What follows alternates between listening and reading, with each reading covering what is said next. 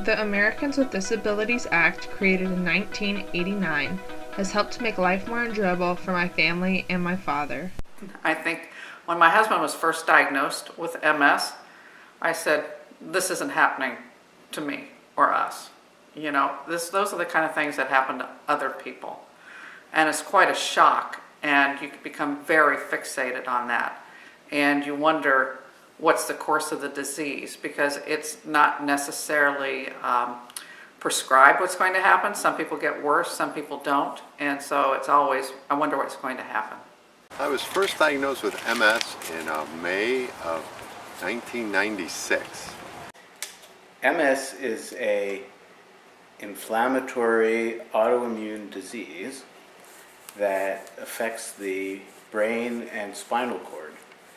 It's a condition where the body, the immune system actually attacks normal brain tissue. The main problem that I have is with my walking, and I can no longer run or sprint, and I'll be lucky if I could walk like maybe a mile or two is probably as far as I can go.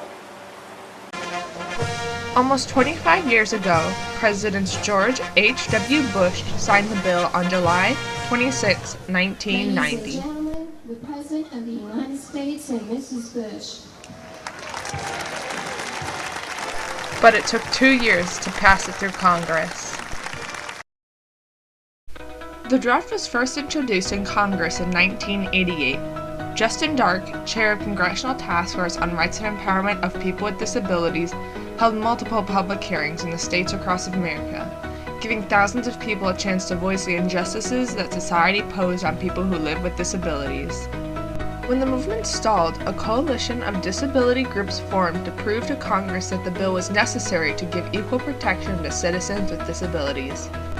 Congress met again and passed the ADA. Americans with disabilities didn't ask for charity or demand special treatment. They only wanted a fair shot at opportunity.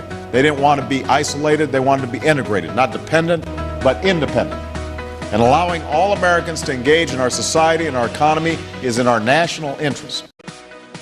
We clearly understand what each of you already knows, that access for the persons with disabilities is the linchpin of the ADA.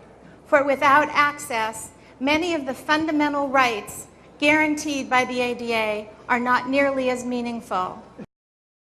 The ADA states in Section 12132, discrimination, that, subject to the provisions of this subchapter, no qualified individual with a disability shall, by reason of such disability, be excluded from participation in or be denied the benefits of services, programs, or activities of a public entity, or be subjected to discrimination by any such entity. This prohibits public places from discriminating against a person with disability, for example, the lack of ramps or not wide enough walkways. Anyone living with MS who even has balance issues, having a walkway with the side railing, they can hold on to it while walking. So things like that have assisted them in getting to places where they need to and live independently. Regulated walkways make me feel safer, less anxious, more comfortable. I can walk quicker.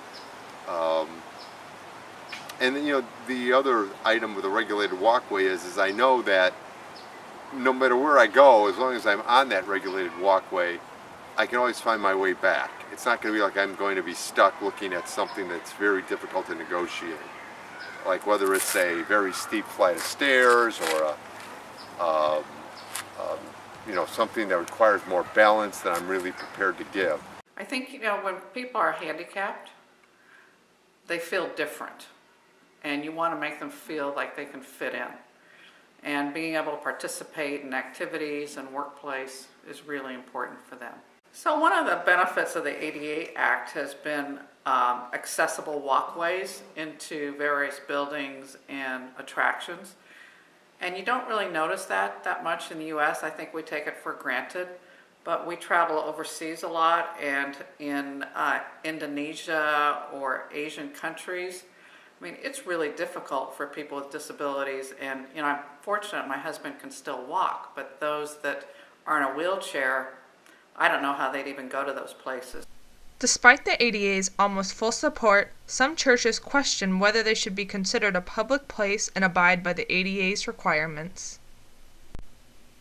This led the ADA to not consider churches as a public place. Thus, churches are not required to abide by the ADA's access requirements. We're getting there, and today, because more than 1 in 5 Americans live with a disability, and chances are the rest of us love somebody with one, we remember our obligation to ensuring their every chance to pursue the American dream. The ADA has helped to make my family equal, and without it, we may not be the family we are today. Because we are one, because we are equal. Equal. Equal. Equal.